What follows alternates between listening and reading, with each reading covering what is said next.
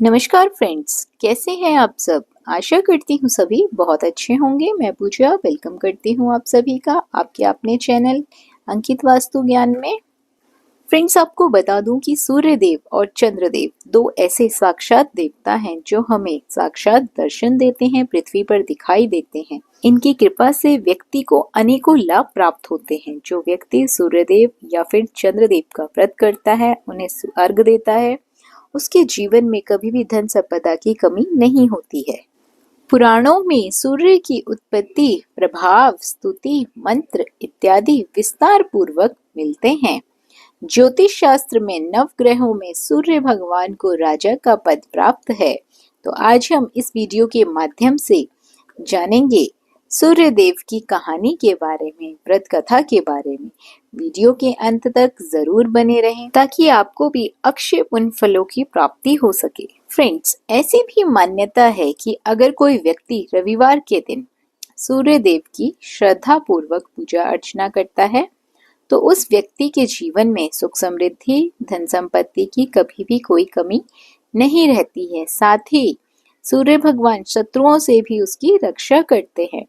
सूर्य देव का व्रत करने के साथ साथ अगर इनकी व्रत कथा भी सुन ली जाए तो व्यक्ति की मनोकामनाएं सभी पूर्ण हो जाती हैं। तो चलिए आज इस वीडियो के माध्यम से सूर्य देव की व्रत कथा के बारे में सुनते हैं, कहानियों के बारे में सुनते हैं। प्राचीन काल की बात है, एक गांव में एक ब्राह्मण रहता था। वह ब्राह्मण सूर्य भगवान का बहुत बड़ा भक्त था। हर रोज सुबह सूर्योदय से पहले उठकर नहाता धोता, सूर्य भगवान की कहानियां सुनता और सुनाता।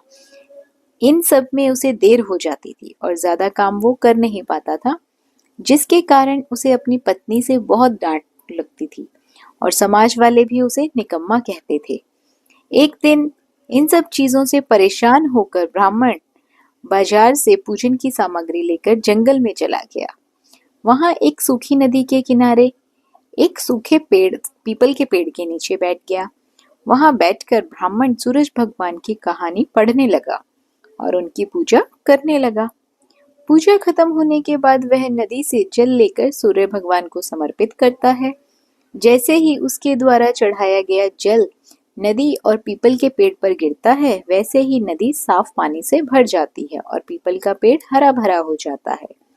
तभी सूर्य भगवान उस नदी के जल से प्रकट होकर कहते हैं, हे ब्राह्मण, मांग, क्या मांगता है। ब्राह्मण ने यह सुनकर सोचा कि यह आवाज किसी भूत प्रेत की तो नहीं है। तब वह घर जाकर यह सारी बात अपनी पत्नी को बताता है। तब उसकी पत्नी समझ जाती है कि सूरज भगवान ने इन्हें साक्षात दर्शन दिए हैं। ब्राह्मण की पत्नी उसे समझाती है और कहती है, सूर्य भगवान आपसे प्रसन्न होकर आपको वरदान देना चाहते हैं। तब ब्राह्मण अपनी पत्नी से कहता है, मैं वरदान में क्या मांगूं? उसकी पत्नी कहती है, कम शब्दों में जितना हो सके मांग लो। ब्राह्मण को सूर्य भगवान से ये मांगने को कहते हैं कि अपने महल के अंदर सोने के पालने में पर पोते को दासियों द्वारा खिलाते अपने आंखों से देख पाऊं। अगले दिन जब वह जंगल में जाता है और सूर्य भगवान की कहानी पढ़ता है, उनकी आराधना करता है, तभी सूर्य भगवान फिर से प्रकट हो जाते हैं और ब्राह्मण से वरदान मांगने को कहते हैं। तब ब्राह्मण अपनी पत्नी द्वारा बताए गए शब्दों को सूर्य भगवान को कहता है। तब सूरज भगवान यह सुनकर कहने लगते हैं कि तू तो बड़ा भोला भाला है, एक ही बार में सब मांग लिया। सूरज भगवान ने कहा, जा, तेरी इच्छा अवश्य ही पूरी होगी। ब्राह्मण जब जंगल से वापस अपने घर को आता है तो देखता है कि उसकी टूटी फूटी झोपड़ी महल बन गई है और उस महल में दास दासियां आ जा रहे हैं। ब्राह्मण पास में बैठी हुई एक बूढ़ी महिला से पूछता है, यहाँ तो मेरी झोपड़ी हुआ करती थी। उसी समय महल की खिड़की से एक सुंदर सी महिला गानों और सुंदर कपड़ों में लदी हुई बाहर आती है और ब्राह्मण से आके बोलती है, आ जाओ, यह अपना ही घर है। सूरज भगवान ने तुम्हारी मनोकामना पूर्ण कर दी है। इतना धन देखकर ब्राह्मण ने उस महिला से कहा, इतना धन का हम क्या करेंगे? तभी उसकी पत्नी ने कहा, धन से क्या नहीं होता है, दान पुण्य यज्ञ हम करेंगे। फिर ब्राह्मण ने अपने धन का इस्तेमाल पूजा पाठ और पुण्य कार्यों में करना शुरू कर दिया। अब सभी गांव वाले राजा की जगह उस ब्राह्मण का गुणगान करने लगे। राजा ने यह सब सुनकर ब्राह्मण को बुलाया और पूछा, कल तक तो आपके पास खाने को भी नहीं था, आज इतना सब कुछ धन कहाँ से आ गया? कहाँ से चोरी किया, कहाँ डाका डाला? ब्राह्मण ने कहा, यह सब तो भगवान सूर्य देव की कृपा और सारी कहानी इन सभी का फल है। उसने सारा वृतांत राजा को बता दिया। राजा ने यह सुनकर उसने भी सूर्य भगवान की कहानी सुनने लगा, सूर्य भगवान की पूजा आराधना करने लगा, जिससे सूर्य भगवान ने राजा को एक सुंदर सा पुत्र दिया और उसका परिवार सुख से भर दिया। दूसरी कहानी इस प्रकार है। एक समय की बात है, सूर्य भगवान की रानी के मायके से खबर आती है, परंतु रानी का जाने का मन नहीं था। सूर्य नारायण भगवान रानी को यह कहकर मायके जबरदस्ती भेज देते हैं कि जाओ, मैं आपके लिए अच्छी अच्छी वस्तुएं भेजूंगा। तत्पश्चात राणा दे अपनी पियर चली जाती है। कुछ दिनों बाद सूर्य नारायण भगवान राणा दे के लिए चौपड़, पासा, पचेटा, आटी डोरी आदि वस्तुएं भेज देते हैं। सूर्य भगवान की रानी राणा दे की भाभियां मजाक करने के इरादे से चौपड़, पासे, खिलौने आदि सब सामान निकाल लेती है और उनके स्थान पर कंकड़, पत्थर, कांटे भर देती है और सारे डिब्बे वापस बंद कर देती है। सूर्य भगवान की महारानी राणा दे जब ये सब देखती है तो हाथ में डिब्बे में डाले तो उनके हाथ में कांटे चुभ गए। फिर तो उनकी भाभियां हंसने लगी और राणा दे को गुस्सा आ गया। कुछ दिनों बाद जब सूर्य नारायण भगवान राणा दे को लेने पधारे तो राणा दे ने सूर्य भगवान से बातचीत भी नहीं की। राणा दे जब ससुराल गई तो वहां भी किसी से बात नहीं करी। सूर्य नारायण ने अपनी माता जी से पूछा कि माता जी, राणा दे आपसे बातचीत करती है क्या? उनकी माता जी ने कहा, नहीं बेटा, राणा दे जब से ससुराल वापस आई है उसके बाद से ही बातचीत नहीं करती है।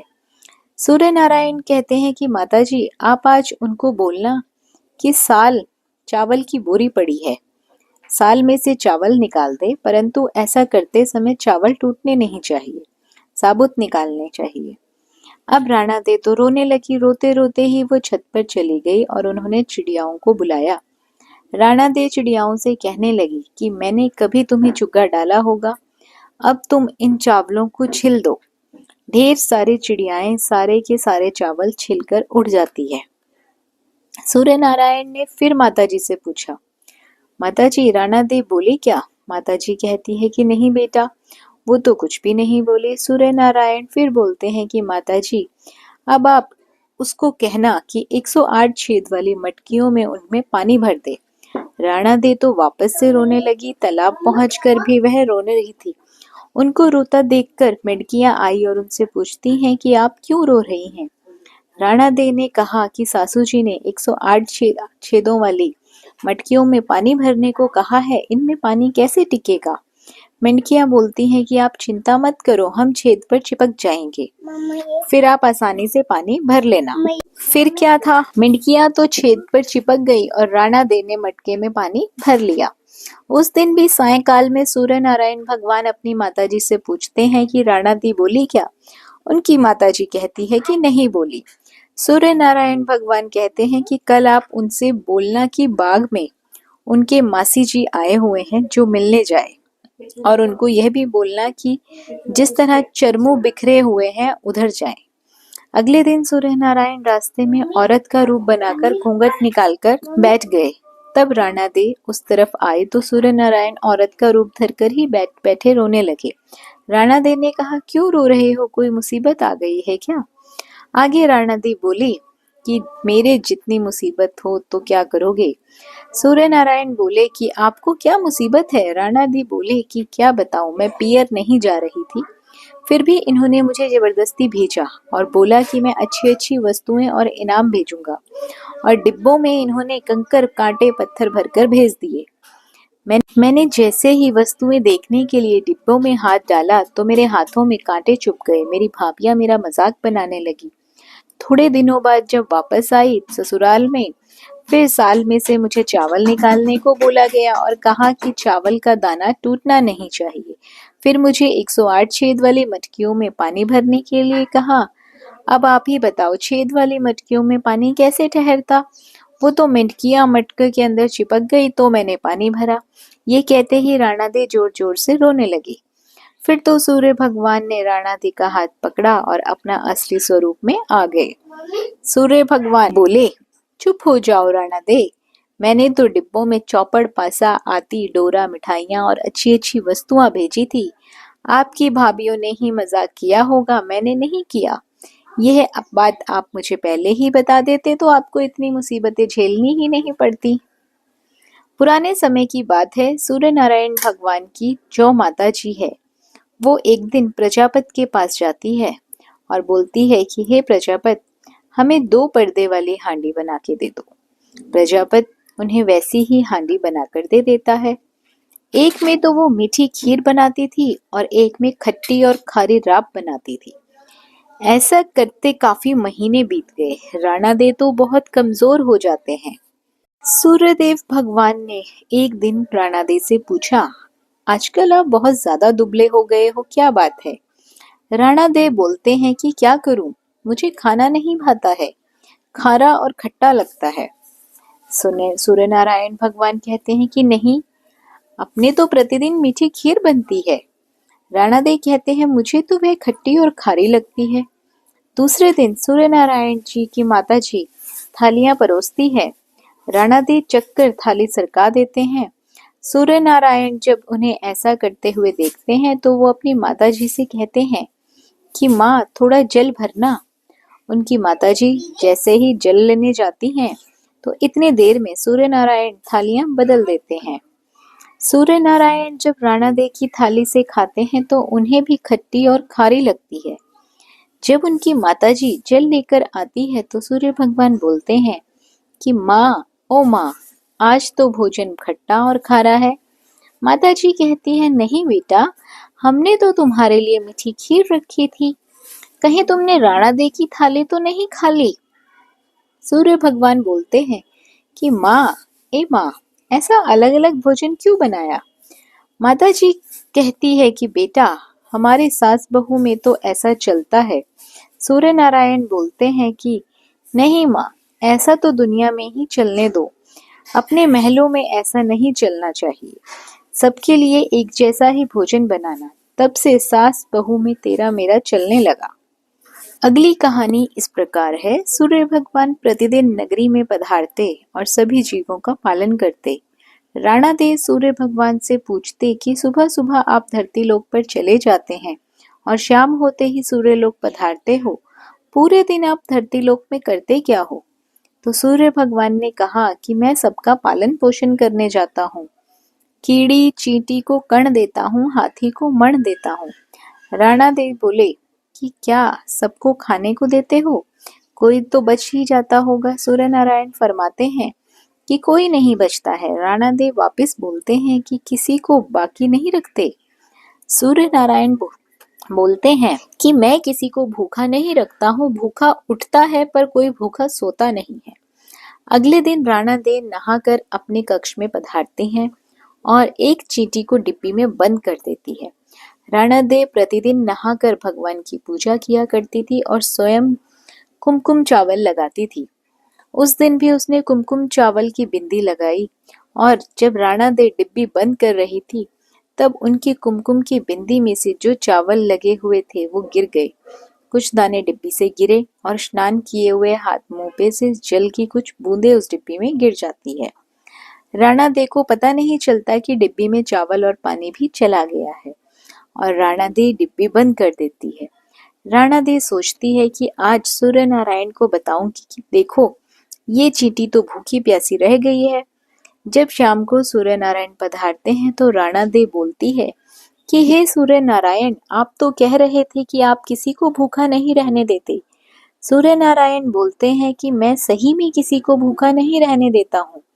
तो राणा दे बोलती है कि देखो, ये तो चींटी जो डिब्बे में बंद है सुबह से भूखी प्यासी है। ये सुनकर सूर्य नारायण भगवान राणा दे को कहते हैं कि आप डिब्बी तो खोलो। राणा दे जैसे ही डिब्बी खोलती है तो क्या देखती है कि चींटी के मुंह में चावल के कण हैं और डिब्बी में पानी की बूंदें भी पड़ी हुई हैं। राणा दे को अपनी आंखों पे विश्वास नहीं होता है।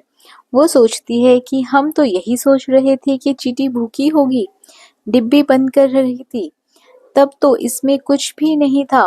राणा दे हार मान लेते हैं और सूर्य नारायण भगवान से कहते हैं कि मैं मान गई कि आप सभी की मनोकामनाएं पूर्ति करते हैं, सभी को अन्न धन से पूर्ण रखते हैं, आप सभी की पूर्ति कर सकते हैं।